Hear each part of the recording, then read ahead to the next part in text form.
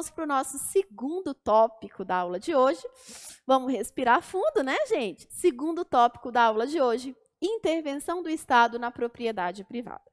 O que é a intervenção do Estado na propriedade privada? Importante que você entenda que o Estado ele só vai intervir na propriedade privada em última ratio, em última medida. O Estado ele vai preferir não intervir na propriedade privada. Mas quando ele interfere, ele tem que justificar. Então, todas as formas de intervenção devem ser justificadas, devem apresentar o motivo de que o Estado está intervindo na propriedade privada. Vamos anotar o conceito de intervenção do Estado na propriedade privada. Então, perceba que esse conceito ele está fundamentado lá no artigo 5º, inciso 22 da Constituição, que perceba que diz que esse direito de propriedade, ele pode ser suprimido ou ele pode ser restringido pelo Estado. Então, a administração pública ela pode vir suprimir ou restringir a propriedade privada. Quais são os fundamentos da intervenção do Estado na propriedade? Porque perceba, se eu estou suprimindo, restringindo a propriedade privada, significa que isso é sempre uma imposição. Obviamente que é algo que vem do Estado para o particular. E ele sujeita o uso da propriedade,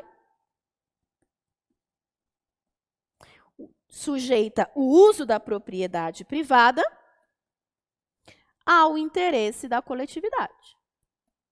Ao interesse da coletividade.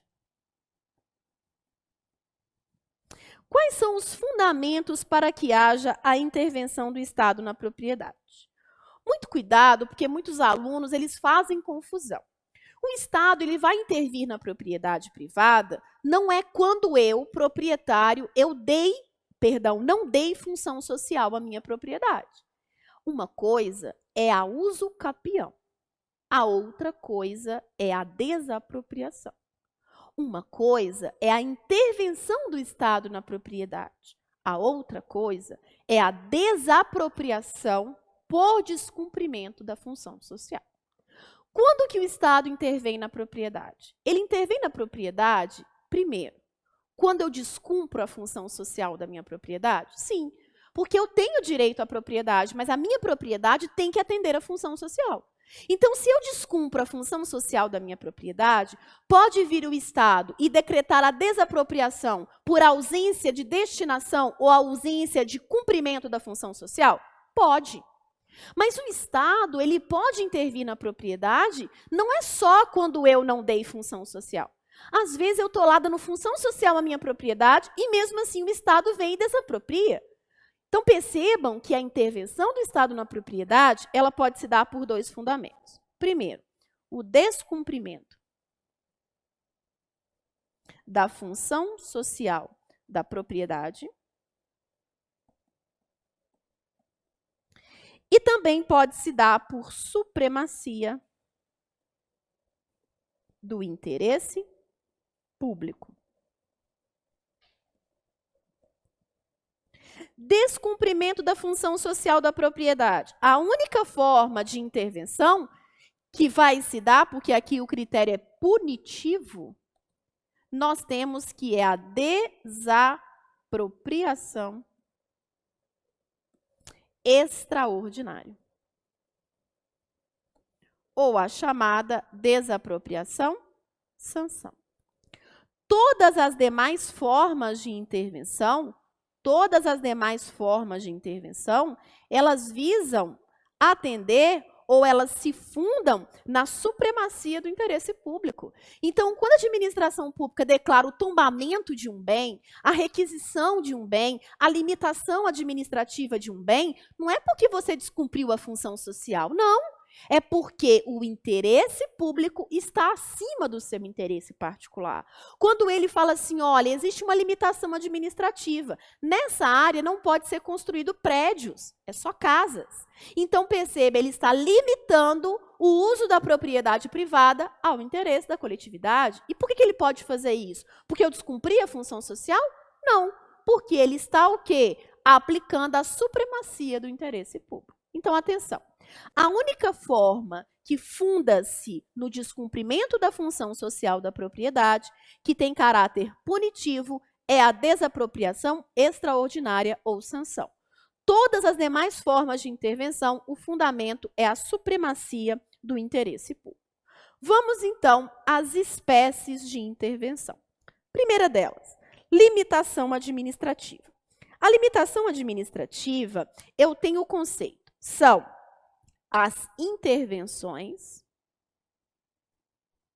impostas por atos normativos de caráter geral, e esses atos normativos, eles vão impor obrigações positivas ou negativas,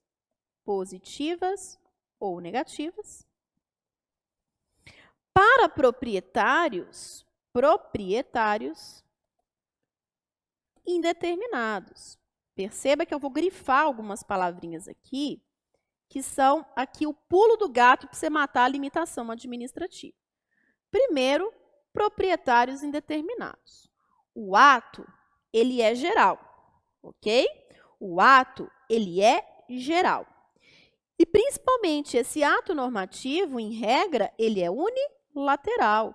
Ele independe da anuência do destinatário. Então, perceba aqui que na limitação administrativa, eu tenho basicamente como fundamento o poder de polícia. O poder de polícia das construções, que vai limitar as áreas que eu posso construir, limite de andares, espaçamento entre prédios, limite de calçadas, poder de polícia para exercício de atividades, poder de polícia para regulamentar a questão do trânsito, onde é proibido parar, onde é proibido estacionar. Então, percebam só que as limitações administrativas aqui estão materializadas no âmbito urbano, por exemplo, pelo Estatuto da Cidade. O Estatuto da Cidade, ele nos traz o quê? Muitas questões de limitação administrativa. O uso, a correta adequação e exploração do solo no âmbito urbano. Então, perceba que as limitações administrativas, elas são de caráter geral. Elas vão condicionar, restringir, limitar o uso de bens, o exercício do direito de propriedade, o exercício de exploração de atividades. Será que eu posso, então, explorar a minha atividade em qualquer lugar da cidade? Posso pegar minha barraquinha e colocar na calçada? Isso é uma limitação administrativa. A limitação administrativa, ela não tem um destinatário específico. A regra é para todos. Então, a proibição de construir prédios naquela região, para todos. Por isso que é importante você entender. A limitação administrativa, em regra, ela não gera direito à indenização. Bora lá para anotar isso. Significa que a limitação administrativa, em regra, não gera direito à indenização. Se ela não gera direito à indenização, o que é importante você entender? A exceção. E qual que é a exceção, Núbia? A exceção é, se a ocupação ela for anterior à limitação imposta,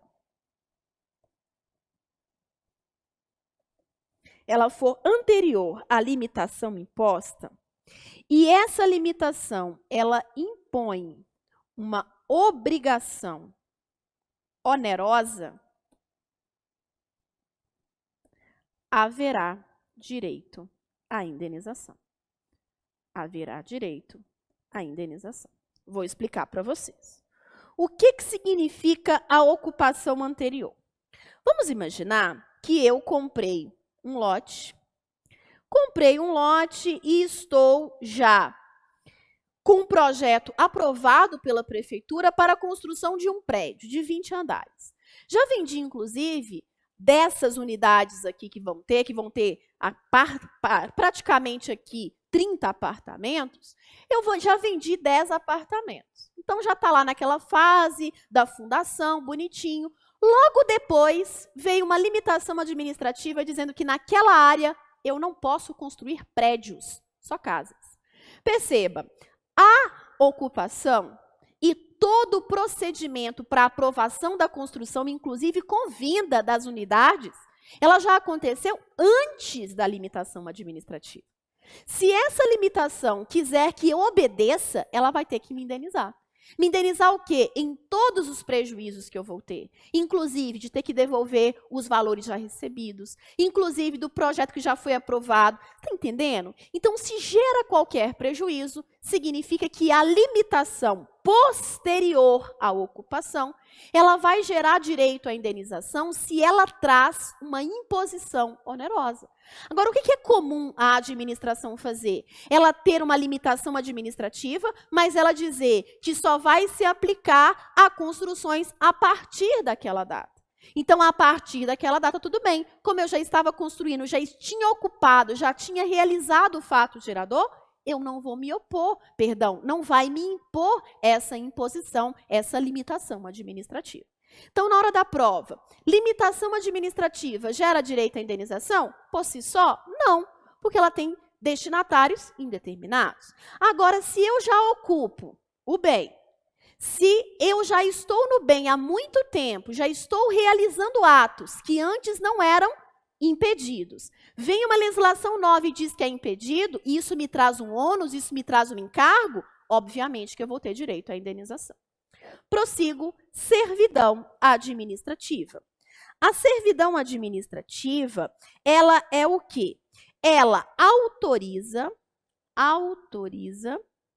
o poder público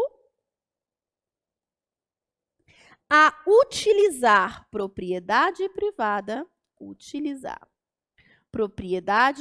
privada, muita atenção, vou colocar de outra cor, para a execução de serviços públicos. Execução de serviços públicos. Primeira característica da servidão. A servidão só incide sobre bens imóveis. Já a limitação, ela pode incidir sobre imóveis, ela pode incidir sobre imóveis, ela pode incidir sobre serviços, ela pode incidir sobre atividades, ela pode incidir sobre bens corpóreos, bens incorpóreos, ou seja, tudo. Já a servidão, não. Ela só incide sobre imóveis, ok? Perceba que a servidão administrativa é um direito real sobre coisa alheia. Se é um direito real, eu vou ter duas figuras, o serviente e o dominante. Quem que é o serviente? O bem privado. Ele que é ocupado pela administração. Enquanto o dominante é a administração pública. Na servidão administrativa, perceba que a administração pública, ela não vai me tomar a propriedade. Não. Não é uma forma drástica, eu não perco a propriedade. A administração pública vai utilizar a propriedade junto comigo, ainda que eu não tenha dado autorização. Então, perceba que também é impositivo. Eu vou ter a administração pública utilizando a propriedade junto comigo, para quê? Para prestar um serviço público. Então, aqui, a administração vai exercer um direito real sobre coisa alheia. Ela vai exercer a posse de um bem privado para prestar um serviço público. Muito importante para a gente poder virar o bloco. A servidão é um direito perpétuo. Não é um direito temporário. Significa que, enquanto existir o interesse público naquela prestação de serviço, a servidão vai perdurar. Então, em regra, eu não tenho a servidão por 1 mês, 2 meses, eu tenho uma servidão enquanto durar o interesse público. Então, disse que ela não é temporária, ela é perpétua. Ela perdura, enquanto durar o interesse público. Então, se ela vai perdurar enquanto perdurar o interesse público, observe só. Eu tenho a conotação aqui, gente, de que é imprescindível o registro dessa servidão no cartório de registro de imóveis. Isso está lá no artigo 167 da Lei 6.015, de 73. Pode vir para mim. Toda servidão, eu preciso que ela esteja averbada na matrícula do imóvel. Sabe por quê? Para que o terceiro possa saber que sobre aquele imóvel foi instituída uma servidão. E se aquele imóvel foi instituído uma servidão, perceba, eu posso alienar esse bem? Posso, mas quem comprar o bem vai comprar com uma servidão instituída. Então, para dar publicidade ao ato e evitar que o terceiro fale que desconhece a servidão, ela deve ser averbada na matrícula do imóvel. Importantíssimo, indenização. Núbia, gerará direito à indenização? Perceba que o artigo 40 do Decreto-Lei 3365 de 41, o que ele vai falar? Ele vai falar que tem direito à indenização apenas se o proprietário provar dano. Apenas se o proprietário provar dano. Então, a mera instituição da servidão dá direito à indenização? Não. A indenização só é cabível se houver dano. Esse é o requisito. Tá bom, Núbia, e qual que é o prazo que eu vou mover essa ação de indenização? Aí vem o artigo 10 do Decreto-Lei 3365 de 41, ele fala qual que é esse prazo. E sabe qual que é o prazo? 5 anos. Então, perceba, é o mesmo prazo daqui da limitação.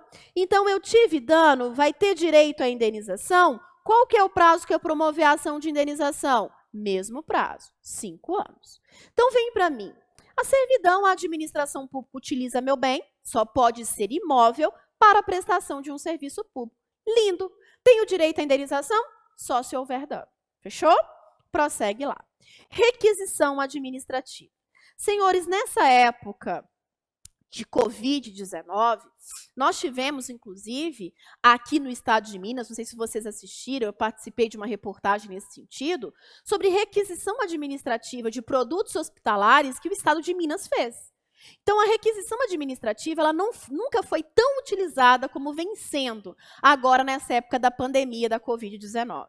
Na verdade, a requisição administrativa ela é sempre utilizada quando houver perigo iminente. O que é a requisição administrativa? A administração vai requisitar bens, móveis, imóveis, semoventes, corpóreos, incorpóreos, até serviços ela pode requisitar, como já houve a requisição, inclusive, de hospitais privados para esse fim. Perceba só que eu posso ter a requisição para socorrer situação de perigo público iminente. Vamos à requisição administrativa. A requisição administrativa, ela está prevista no artigo 5º, inciso 25. 25 da Constituição. E fica muito fácil você entender a requisição administrativa, porque lá está dizendo que a requisição ela vai existir sempre que houver o perigo iminente. Se vai acontecer quando houver perigo iminente, percebam que é uma forma de intervenção autoexecutória. Por que autoexecutória?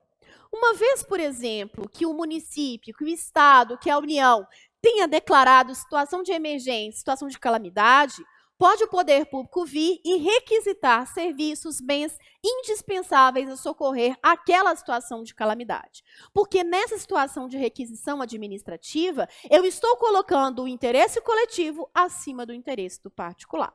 Então, nesse conceito, o que é importante mais vocês colocarem aí? Sobre as características. Vai incidir sobre bens móveis, imóveis, sobre serviços, sobre atividades, sobre tudo aquilo, gente, que foi importante para atender a situação de calamidade, a situação de emergência, para acabar com um perigo iminente. Outra coisa, gente, a requisição administrativa, ela é temporária. Claro que ela é temporária. Por que ela é temporária? Ela vai durar enquanto existir a situação de perigo, enquanto durar o chamado perigo iminente. Por isso que ela é temporária. Outra coisa importante, você entender que é possível a requisição de serviços? Sim, inclusive leitos hospitalares. Vocês vão encontrar aí na Lei 8.080 de 90, que é a lei do SUS, que houve alteração também dessa lei, dizendo que é possível a requisição de leitos hospitalares. Agora, a caracterização da indenização é que é bacana. A indenização, ela será ulterior. O que é ulterior? Posterior à requisição. E se houver dano. Então, percebam que aqui, o artigo 5º, ele já é bem específico. Nube, eu tenho direito à indenização no caso da requisição? Pelo mero fato de requisitar? Não. A indenização, ela só vai ser atribuída àquele que sofreu a requisição se essa requisição trouxe um dano. E ela será apurada ulteriormente, depois que cessar a requisição. Observe só que essa apuração, gente, se é ulterior e se houver dano, vai caber ao particular a prova desse dano. Então, nada melhor do que ter um documento que comprove a situação anterior e posterior. Nube, qual que é o prazo? Gente, o prazo é o mesmo. O prazo para que eu possa cobrar essa indenização é de 5 anos, conforme o artigo 10, parágrafo único do decreto 3365 de 41, que nós já colocamos. Então, perceba, não tem como confundir. Limitação geral, servidão para prestar um serviço público.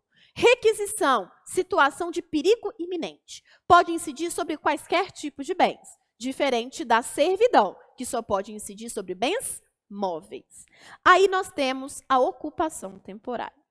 A ocupação temporária, ela tem a sua previsão aí no artigo 36 do Decreto-Lei 3365 de 41, que é a lei da licitação. Qual que é o conceito? O conceito da ocupação temporária é quando o poder público, ele vai utilizar transitoriamente,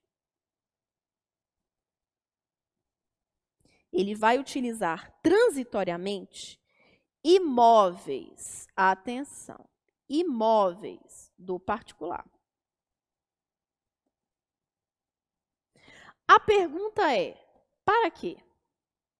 Ele vai utilizar esse imóvel do particular, diferente da servidão, para o quê? Como meio de apoio à execução de obra pública que está sendo edificada em imóvel vizinho. Então, perceba que eu já tenho algumas características. Só incide sobre bem imóvel. É para a execução de obra. Execução de obra. Só que a execução de obra não é no imóvel que está sendo ocupado, é no imóvel vizinho.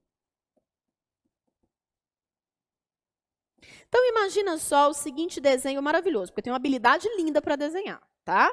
Eu tenho, então, 2 terrenos. Nesse terreno aqui, esse terreno é da administração pública, do município. É do município. Deixa eu colocar aqui, ó. Município de Belo Horizonte.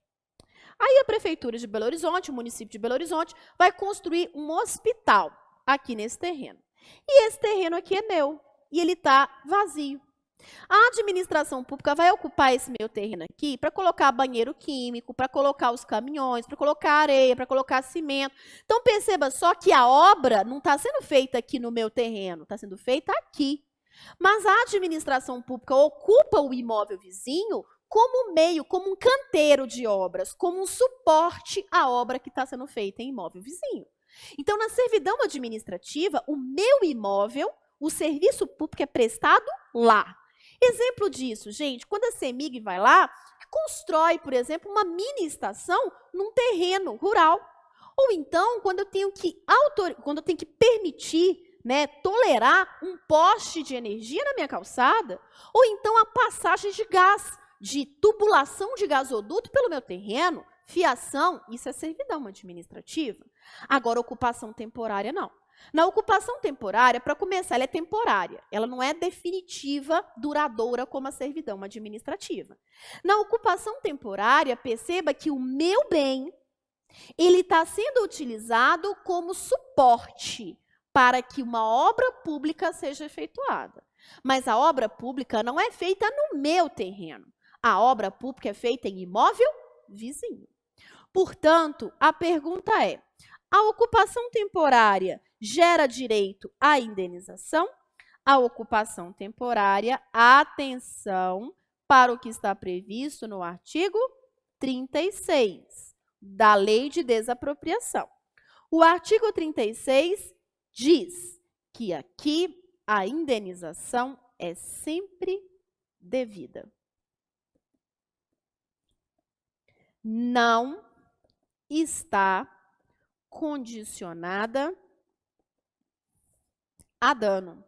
Por que não está condicionada a dano? Porque é como se fosse, observem, entre aspas, como se fosse um aluguel. Eu estou utilizando o imóvel vizinho, então eu vou pagar pela ocupação daquele imóvel, independente de dano. Então, em regra, essa ocupação ela tem que ser indenizada por força do artigo 36 do Decreto-Lei 3365 de 41. Maravilhoso? Vão respirar? Respira fundo. Tombamento. O que é o tombamento? O tombamento, ele está previsto aí no artigo 216 da Constituição Federal. O tombamento, ele tem como objetivo a proteção do patrimônio histórico, do patrimônio artístico e do patrimônio cultural.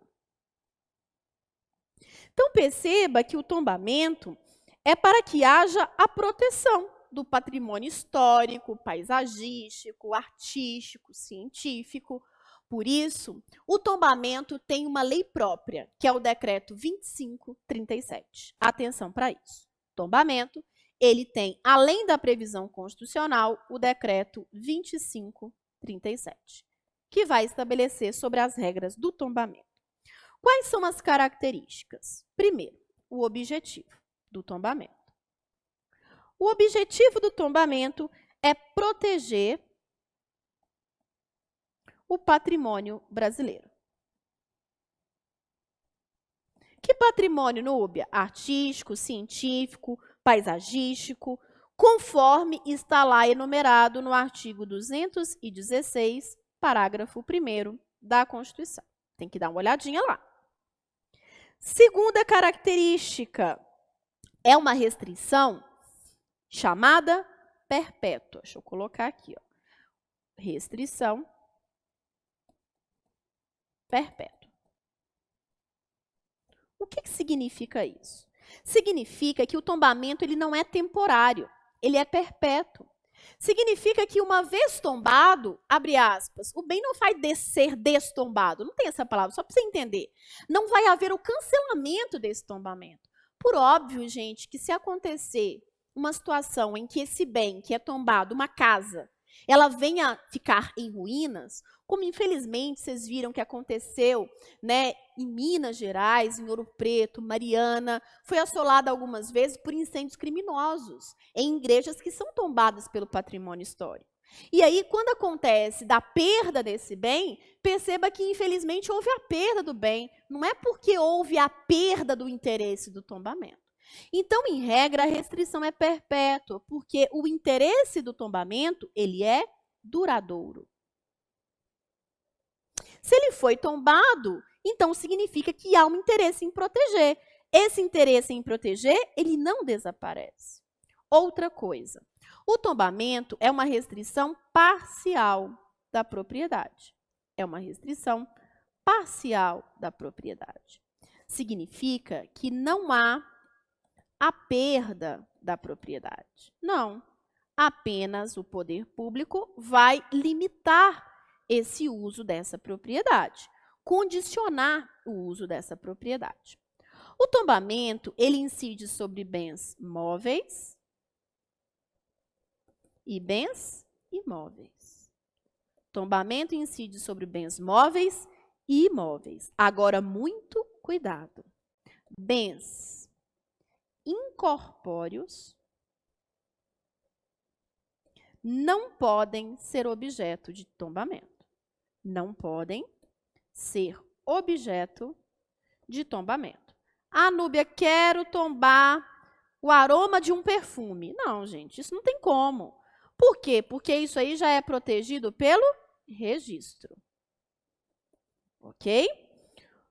Núbia, a possibilidade de tombamento de bem público pode ser tombado? Sim, bem público pode ser tombado.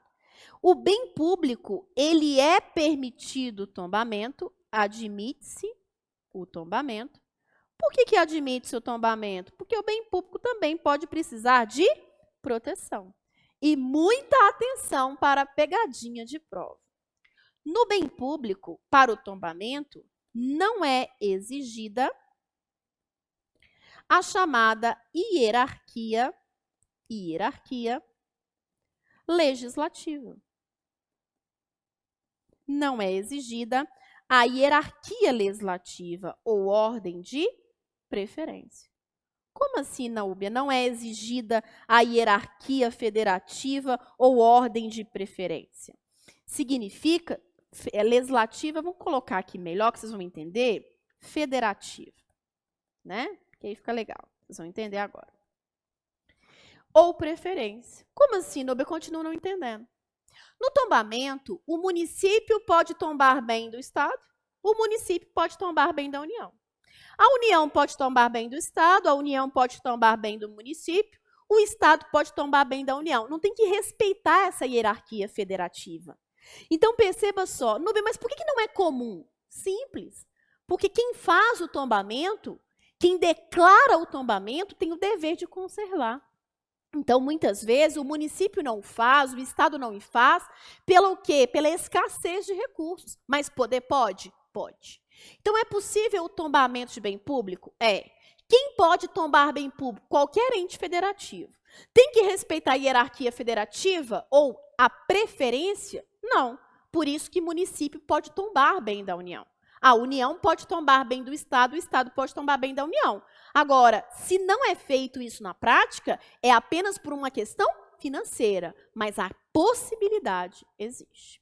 Próxima característica do tombamento, que é cobrado para vocês também em prova. Todo tombamento, ele é instituído por processo administrativo. Todo tombamento, ele é instituído por processo administrativo. Núbia, quais são as consequências do tombamento?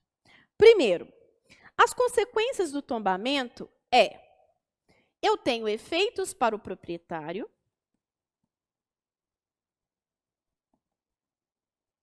eu tenho efeitos para o poder público, e tenho efeitos, olha que lindo, para os vizinhos. Sério, Núbia? Sério. Então, não bastasse eu ter o bem tombado, isso vai gerar efeito para a vizinhança. Para o proprietário, exemplos, artigo 14 e 16. Não é um rol exaustivo, é só um exemplo.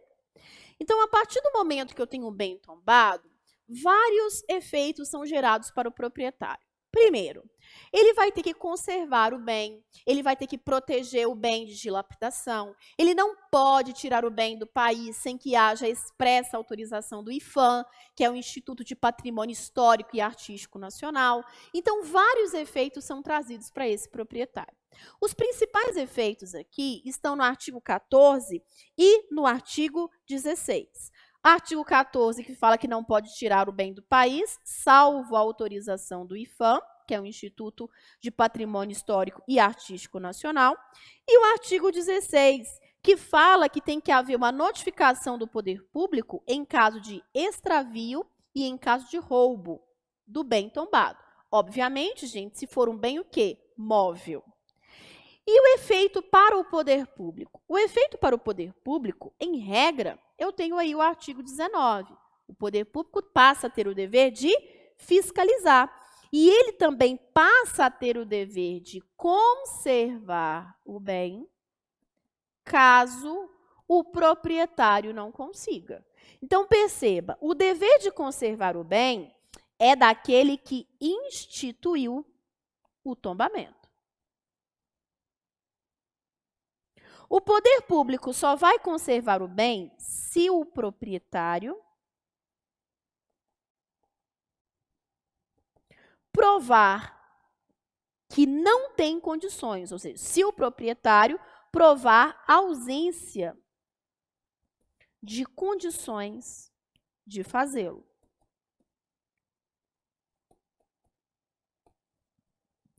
E para os vizinhos, o que pode cair para você? Pode cair para você o chamado dever de entorno. Esse dever de entorno, ele está aí conceituado no artigo 18 do Decreto 2537. O que o artigo 18 fala? Ele fala que o chamado dever de entorno ou direito de visibilidade diz que a partir do momento que o bem ele foi tombado, o imóvel vizinho, o prédio vizinho, não pode tampar-lhe a visibilidade. Não pode vir e tirar a visibilidade ou a segurança do prédio tombado. Então, não é incomum eu ter um bem tombado e eu ter que os imóveis vizinhos, pessoal, sofrer uma limitação administrativa.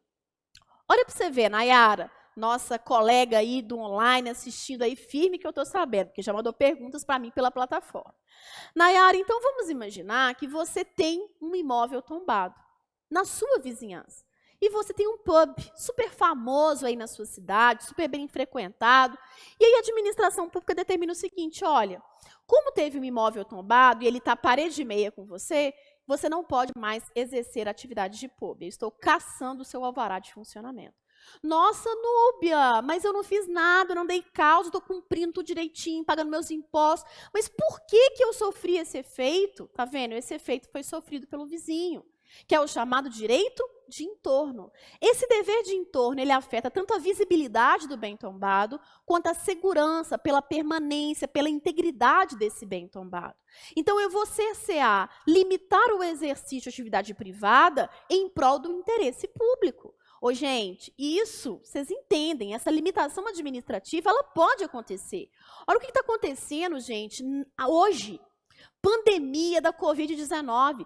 Quantos comércios não podem funcionar porque houve uma determinação para a segurança o quê? Coletiva.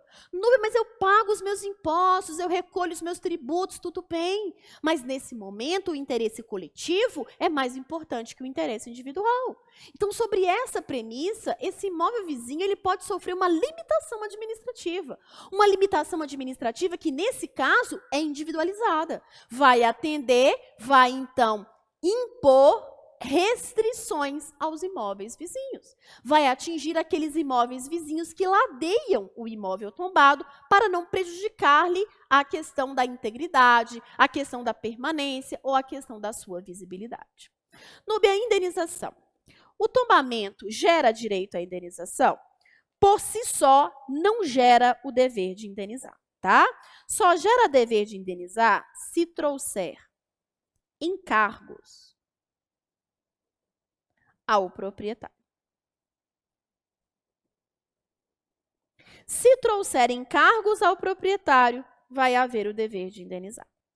Qual que é o prazo, Núbia? O mesmo prazo que nós já falamos do artigo 10, parágrafo único do decreto 3365, que vai ser 5 anos. Mesma coisa, o mesmo prazo.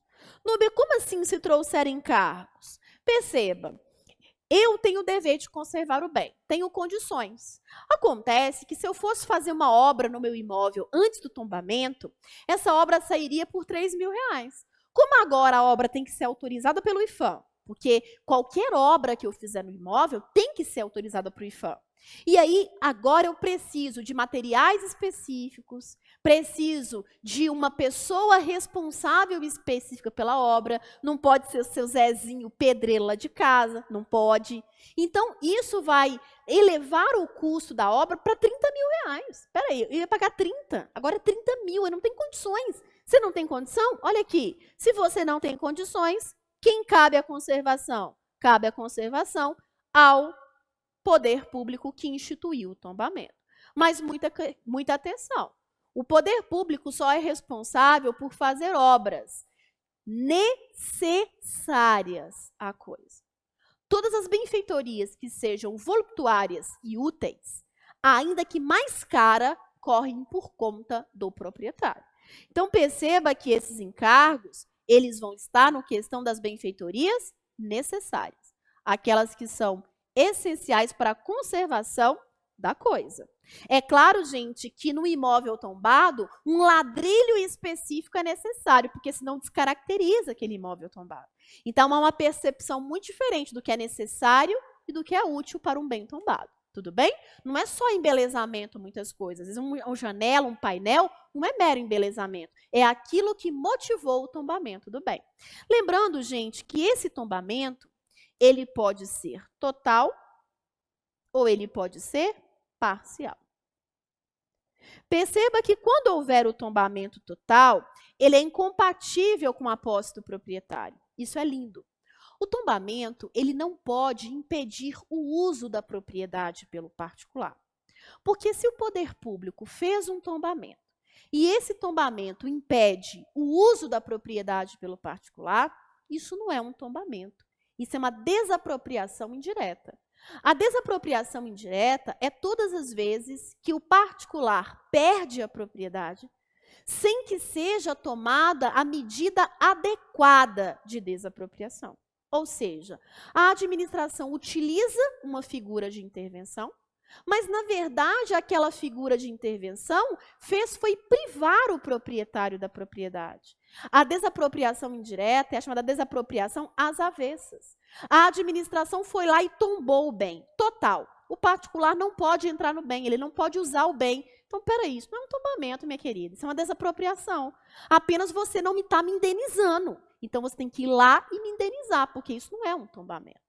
Então, o tombamento total, ele é incompatível com o uso da propriedade. Para que haja o tombamento total, primeiro tem que haver a desapropriação. Eu desaproprio, indenizo o particular, em ato sequencial eu vou tombar o bem. Agora, o tombamento pode ser parcial, e isso não impede o uso da propriedade pelo particular. Eu tenho vários imóveis que eles são totalmente modernos, a sua fachada, e tem o interior que é tombado, tem, às vezes, uma janela que é tombada. Eu posso ter, gente, uma parede tombada. Então, perceba que esse tombamento ele pode ser parcial ou ele pode ser total. Tudo bem? Agora, vamos para a última figura, que é a desapropriação. Sem dúvida, a mais cobrada de vocês. Primeiro ponto é vocês entenderem o que é a desapropriação. A desapropriação, ela tem uma lei específica, que é a Lei 3365 de 41, que é o decreto da desapropriação. E a desapropriação também está prevista lá no artigo 5º, inciso 24 da Constituição Federal. Qual que é o conceito? Eu tenho que a desapropriação, ela vai ser uma intervenção supressiva é uma intervenção supressiva, ou seja, a desapropriação é a única forma de intervenção que gera a perda da propriedade. Por isso, que se ao tombamento total eu perco a propriedade sem indenização, o nome disso é desapropriação indireta. Porque a única forma de intervenção que gera a perda da propriedade supressiva se chama desapropriação. Ok? Perceba qual que é o objeto para a gente finalizar esse bloco. Eu posso ter a desapropriação, o objeto, de bens de valor econômico. Bens de valor econômico. Qualquer bem de valor econômico? Sim, olha a diferença. Corpóreo. Posso ter bem incorpóreo. Nono B, posso desapropriar energia elétrica? Posso, sem o menor problema. Agora, gente, posso desapropriar bens públicos? Também posso. Muita atenção, só para a gente fechar aqui, para finalizar esse bloco. Bens públicos podem ser desapropriáveis? Pode. Só que, nesse caso, eu preciso respeitar a hierarquia federativa. Muita atenção. Bem público pode ser desapropriado? Pode. A União tem interesse em um bem que é do Estado. Sabe o que ela vai fazer? Desapropriar o bem do Estado. O Estado tem interesse em um bem que é do município. Ele pode desapropriar o bem do município. Agora, tem uma importante diferença. Vamos voltar aqui para a gente fechar esse bloco. No tombamento, aqui não é exigida a hierarquia federativa. Quem pode tombar? Os entes federativos entre si. Já na desapropriação, aqui eu tenho que respeitar a hierarquia federativa. Significa que a União, ela pode desapropriar bens do Estado, do município ou do particular. O Estado pode desapropriar bens do município e do particular. O município só pode desapropriar bens do particular. Então, perceba só que a desapropriação de bens públicos só pode ser feita por quem? Pela União e pelos Estados. Porque o município, ele só faz desapropriação de bens do particular. Não falei nada, gente. Não é possível? Virou o bloco. Gente do céu, passa muito rápido, né? Então, perceba só. Eu disse que bens públicos podem ser desapropriados. Então, muito cuidado, porque para vocês não confundirem desapropriação com uso capião. Bem público não pode ser usucapido, mas bem público pode ser desapropriado. Até porque a usucapião é uma prescrição aquisitiva, a desapropriação não. Porque a desapropriação ela pode ser porque eu descumpri a função social ou porque há um interesse da administração pública em desapropriar, ainda que eu não tenha descumprido a função social. A usucapião não. A usucapião sempre parte do preceito de que eu descumpri a função social. E no mais, sabe qual a maior diferença entre a usucapião e a desapropriação? A usucapião não é indenizada, claro. Se você usucapia, você tem direito à propriedade, você não tem que pagar a indenização para o ex-proprietário. Já a desapropriação, ela é sempre indenizável, sempre. Então, perceba, não cabe usucapião de bem público, não cabe usucapião de bem público, mas cabe desapropriação de bem público. Fechou? Prossigo lá. Quais são as espécies de desapropriação? As espécies são, eu tenho a desapropriação comum ou ordinária, e eu tenho a espécie da desapropriação extraordinária, ou chamada sanção. Nós vimos lá que essa desapropriação funda-se na supremacia, e essa se funda no descumprimento da função social. A desapropriação comum ou ordinária, ela pode ser de 3 tipos: necessidade pública,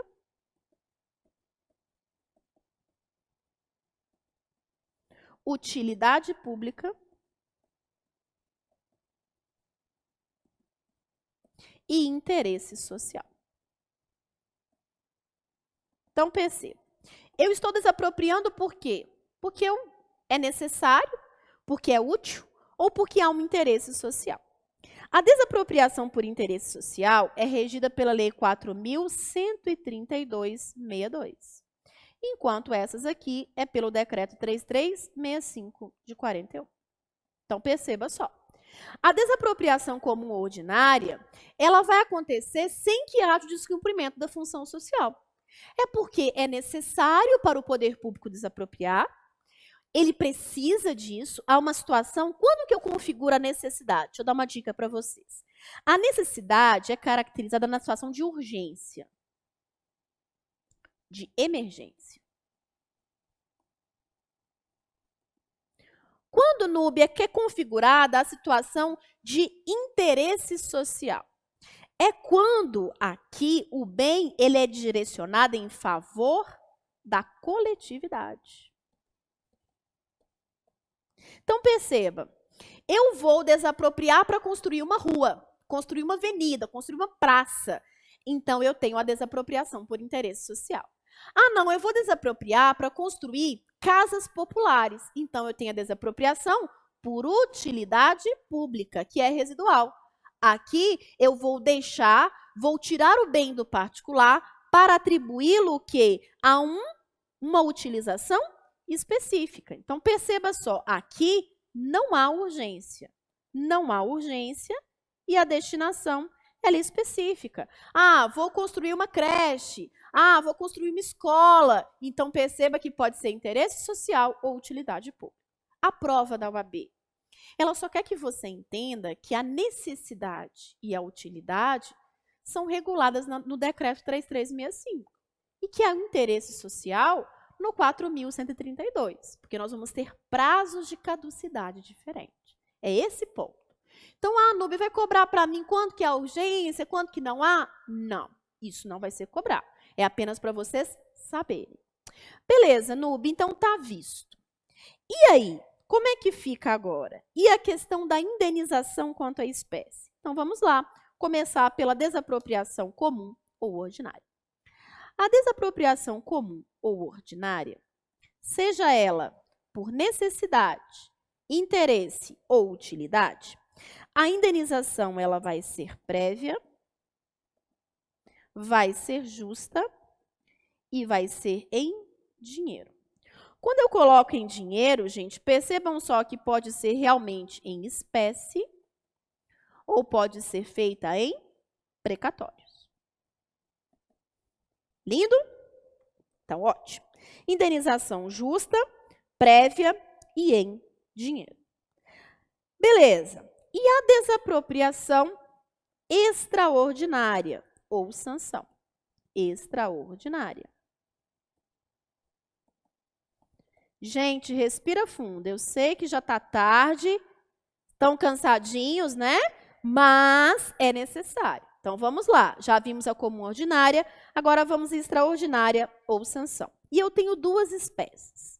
Quando há o descumprimento da função social da propriedade urbana e quando há o descumprimento da função social da propriedade rural. Bora lá? Urbana e rural. Quando há o descumprimento da função social da propriedade urbana, eu tenho uma previsão lá no artigo 182, parágrafo 4º, inciso 3 da Constituição Federal. Além disso, eu também tenho lá no artigo 8º da Lei 10.257/01, que é o Estatuto da Cidade. Então, para vocês encontrarem, vocês vão ver isso aqui. Perceba que a indenização ela vai ser paga em títulos da dívida pública. Títulos da dívida pública. Resgatáveis em até 10 anos. Percebam, a indenização na desapropriação-sanção, ela é póstuma. Por que ela é póstuma? Porque ela é posterior. Eu vou receber em títulos da dívida pública. Ela não é prévia, como na desapropriação comum. E por que ela não é prévia? Porque ela é sanção. Mas muito cuidado, não é porque é sanção que não vai haver indenização. Vai, só que a forma de indenização que é diferente. Porque toda desapropriação é indenizável. Gente, vamos embora lá. Eu sei que está tarde, mas foca em mim. Toda desapropriação é indenizável. Se toda desapropriação é indenizável, qual que é a diferença? A forma dessa indenização. Aqui vai ser em títulos da dívida pública, então ela é posterior. E muito importante você entender, a desapropriação por descumprimento da função social da propriedade urbana, ela é a última medida. Antes, eu vou tentar todo o passo a passo que está aqui no artigo 8º do Estatuto da Cidade. Eu vou tentar a edificação compulsória. Não consegui, não? Eu vou tentar a aplicação do IPTU progressivo no tempo. Não deu, não? Aí eu vou desapropriar. Então, percebam que é uma linha. Primeiro eu determino a edificação compulsória. Não respeitou? Aplico o IPTU progressivo no tempo. Não respeitou? Aí eu desaproprio. Desapropriando, a pessoa vai receber até 10 anos, com título resgatáveis da dívida pública. E se for o descumprimento da função social da propriedade rural? Aí a previsão já está no artigo 184 da Constituição. E aqui, obviamente, que eu vou ter a regulação no Estatuto da Terra. Aqui também vai ser póstuma e vai ser em títulos da dívida agrária, resgatáveis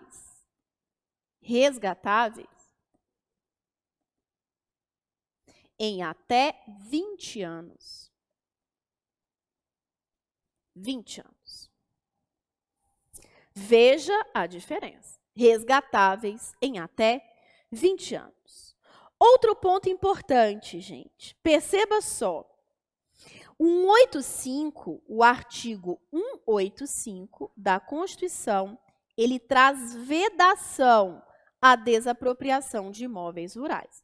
Então, ele traz algumas vedações. Ele diz, olha, quando que os imóveis rurais não podem ser desapropriados, tá? Primeiro, não pode ser desapropriado quando for pequena propriedade. Só que esses requisitos, atenção, é para desapropriação para reforma agrária. Anotem aí para vocês não confundirem. Bora lá.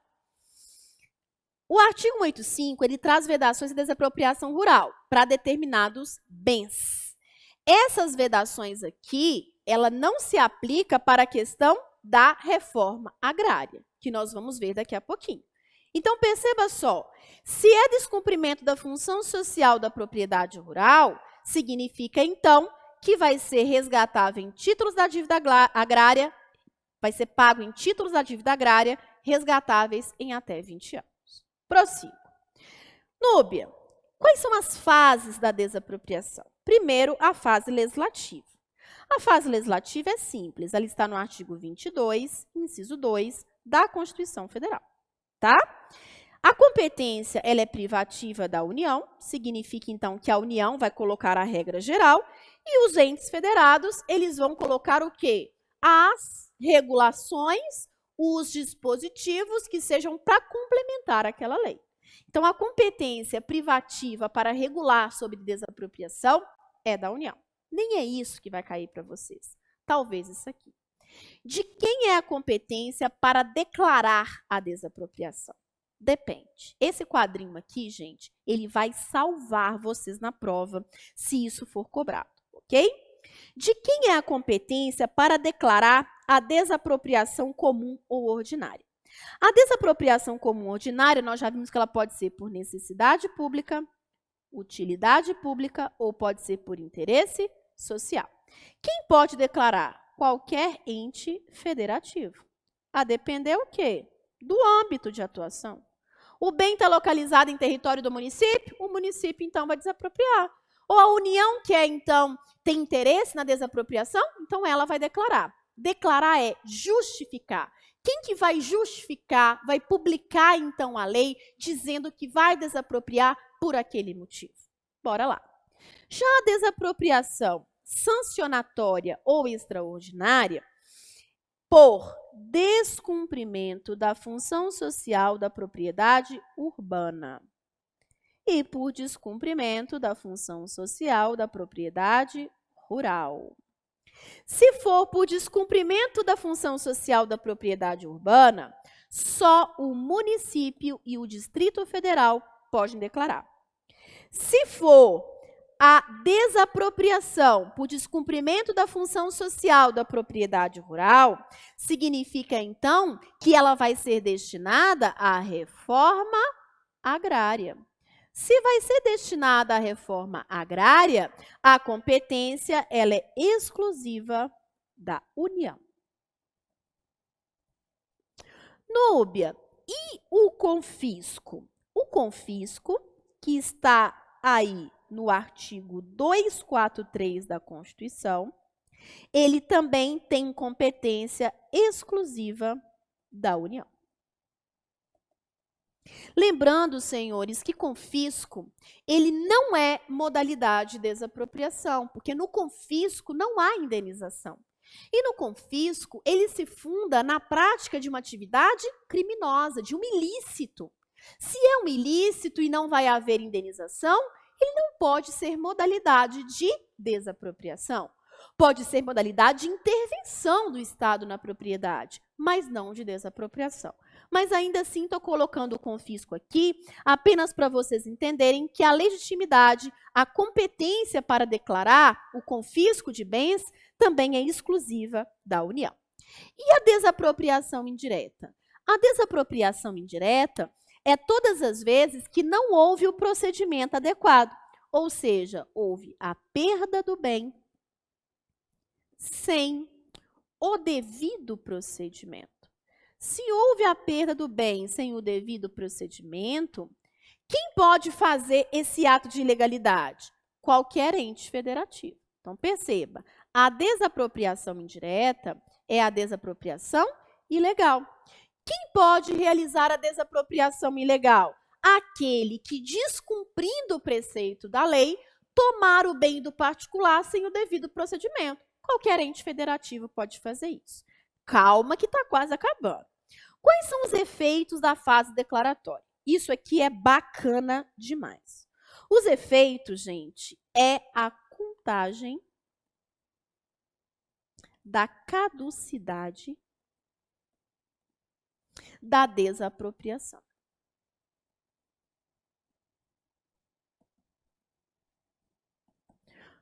Percebam que caducidade da desapropriação é muito diferente de caducidade do serviço público.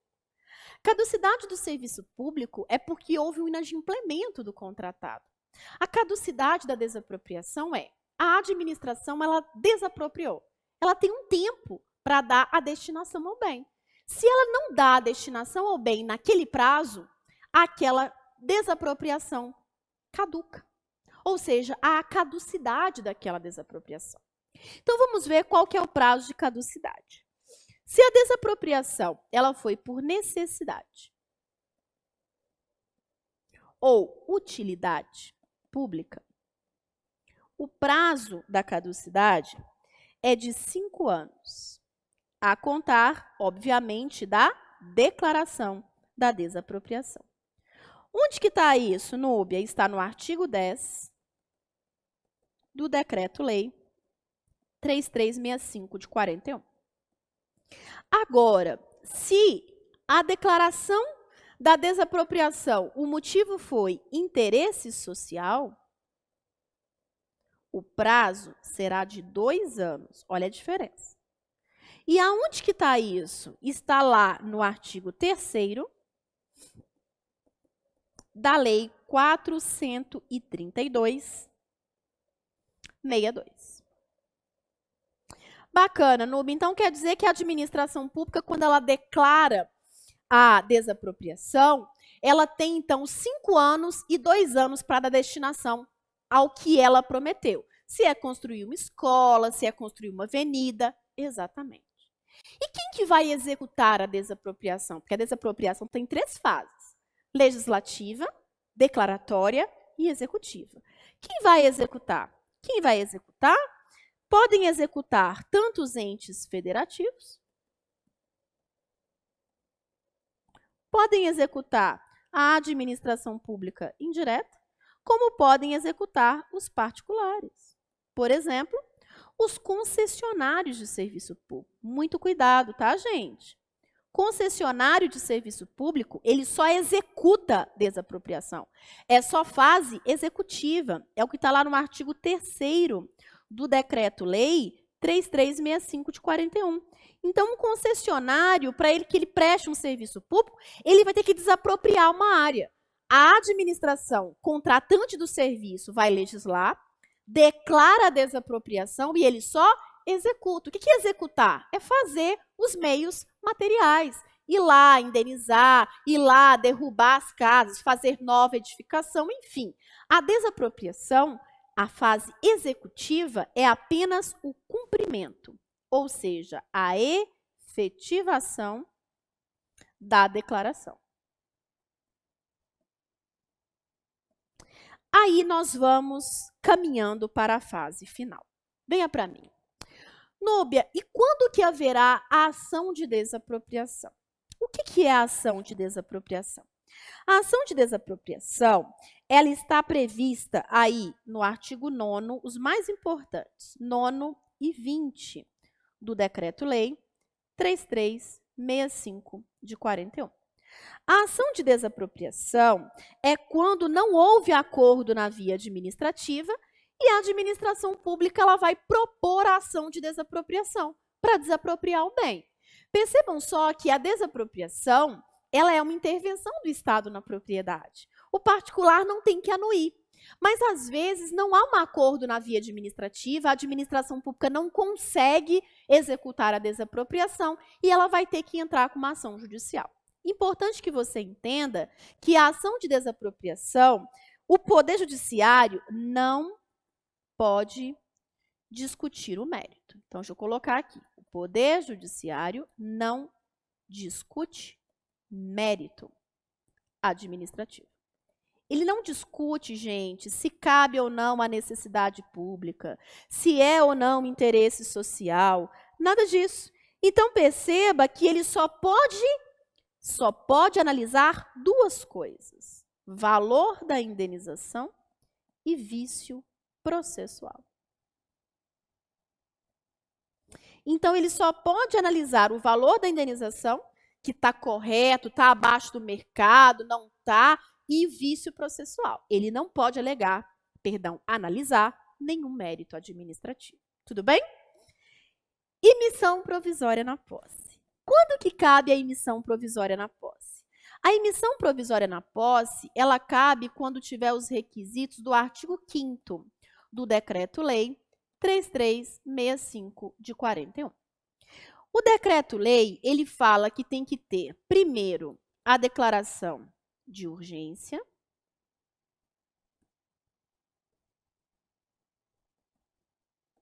Segundo, eu tenho que ter o depósito prévio. Eu vou explicar para vocês. Depósito prévio. Depósito prévio de quê? Vocês vão ver que está aí no artigo 15, parágrafo 1º. Perceba só, gente, vem para mim. A administração pública, ela fez a desapropriação. E antes mesmo de pagar a indenização, de discutir sobre quanto indenizatório, ela precisa urgentemente entrar na posse do bem. Porque a obra que ela precisa fazer é de necessidade pública. Ela precisa construir uma barreira, uma barragem, para evitar, por exemplo, um assoreamento. Então, perceba só que ela vai justificar qualquer necessidade, mas ela precisa urgentemente entrar na posse. Ela pode? Pode. Só que a emissão provisória na posse requer que a administração pública mova a ação de desapropriação. Nessa ação de desapropriação, ela vai alegar e vai demonstrar a urgência e vai fazer o depósito prévio do valor que ela considera que é o valor justo do pagamento. Feito o depósito prévio, aí o juiz pode autorizar a emissão provisória na posse. Perceba que a emissão provisória na posse, quando o particular vem e levanta o valor que foi depositado, não significa que ele está concordando com o valor, porque ele pode contestar e falar, não, eu estou aceitando, porque isso aqui é incontroverso, mas eu tenho que receber muito mais do que isso. Então, a emissão provisória na posse, ela requer esses dois requisitos, declaração de urgência e o depósito prévio. Ah, Núbia, mas tem uma situação também. Vamos imaginar que a administração pública desapropriou. Só que quando ela desapropriou, ela deixou uma parte do meu imóvel inaproveitado. Gente, isso é maravilhoso. Já caiu várias vezes na primeira e na segunda fase. O que é o direito de extensão? A administração pública ela pode desapropriar total ou parcialmente. Quando a administração pública vai lá e desapropria parte do meu bem, se a parte não desapropriada ela fica inaproveitável para o fim que eu utilizava antes, eu posso pedir o direito de extensão. Bora lá para anotar isso aqui. O que é o direito de extensão? O direito de extensão, ele está compreendido em quê? No direito do proprietário,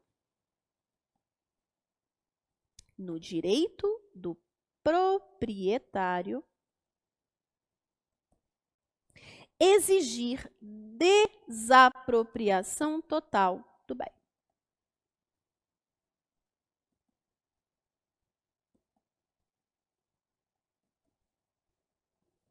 E por que ele vai exigir a desapropriação total do bem? Ele pode exigir isso, inclusive, na ação de contestação. Perceba, a administração foi lá, propôs a ação de desapropriação e ele vai lá, conforme artigo 20 do Decreto-Lei, e pode discutir isso em fase de contestação. O fato é, o direito de extensão, eu quero que a desapropriação não seja parcial, é preciso ser total. Então, imagina que a administração pública foi lá, Marina, e desapropriou parte de um bem que utilizava para o quê? Uma fazendinha. E aí, essa fazendinha, que era um hotel fazenda, tinha pônei, pomar. Ela foi lá e desapropriou. E agora já não é um hotel fazenda mais, é um hotel. E meus hóspedes sumiram, porque não tem curral, não tem pomar. Então, percebam que não resolveu. Então, eu quero que ela leve o resto, porque a parte que ela deixou ficou inaproveitável para mim. Núbia, pelo amor de Deus, acaba com isso. Está quase, gente. Eu quero dar o maior número de conteúdo para vocês. Bora lá. E o que é a retrocessão e o que é a predestinação? Muito importante que você entenda. Na ação de retrocessão, ela é uma ação real. Quando eu movo a ação de retrocessão, eu quero o bem de volta. E aí tudo se liga, olha que lindo. Por que eu quero o bem de volta? Porque no prazo de 5 ou de 2 anos, a administração não deu destinação à coisa. Então, na ação de retrocessão, eu quero o bem de volta. Eu quero o bem de volta porque, primeiro, aconteceu a caducidade da desapropriação. E o que é a caducidade da desapropriação? No prazo de 5 ou de 2 anos, a administração pública não deu destinação pública ao bem.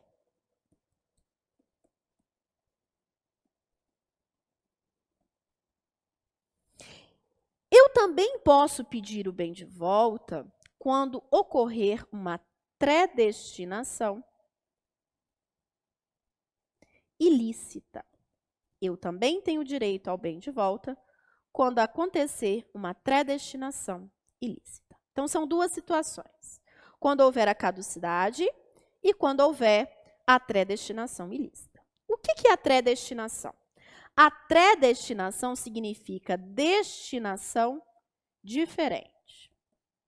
Diferente de quê, Núbia? Porque minha cabeça agora, minha filha, 10 e tanta da noite, já estou aqui desorientada. Diferente de quê? Daquilo que foi declarado no decreto expropriatório. Então, a administração disse que ia fazer a desapropriação para construir uma escola. foi lá e deu uma destinação diferente. Isso é uma predestinação. Aí eu tenho que saber o seguinte: essa predestinação, ela é lícita ou ela é ilícita? Porque se ela foi ilícita, cabe a ação de retrocessão, cabe o bem de volta. Ela é lícita quando é diferente, mas continua pública. Então perceba, era para construir uma escola. Eu fui lá e construí uma avenida, continua pública. Era para construir uma creche, eu fui lá e construí uma escola. Era para construir um hospital, eu fui lá e construí uma praça, continua pública. Agora, ilícita é quando a destinação é diferente, mas a destinação é privada.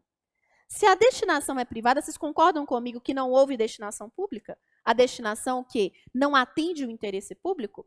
Então, cabe a ação de retrocessão, que é a ação que eu vou pedir o bem de volta. Tudo bem? Bacana, Núbia. E a desapropriação indireta? A ação de desapropriação indireta é diferente. Ela é uma ação pessoal.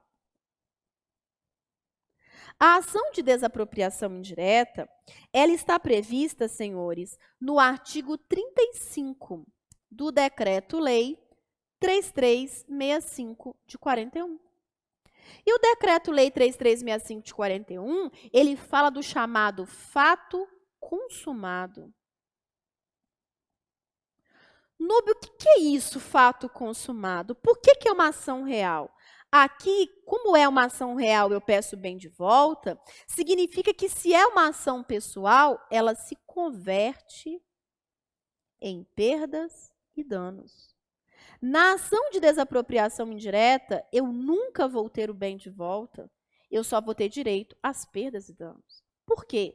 Porque na ação de desapropriação indireta, ela se funda no apossamento irregular. Ou seja, para que haja desapropriação indireta, primeiro, tem que ter havido o apossamento irregular. Houve o apossamento irregular, o esbulho mesmo, só que o problema é que já houve uma destinação pública. Se já houve uma destinação pública, senhores, eu não vou ter o bem de volta, porque já houve um fato consumado. Ainda que o bem tenha sido apossado irregularmente, mas ele já está afetado a uma destinação pública, eu não consigo ter o bem de volta. Essa ação se converte em perdas e danos. É uma ação pessoal e não uma ação real. Bacana?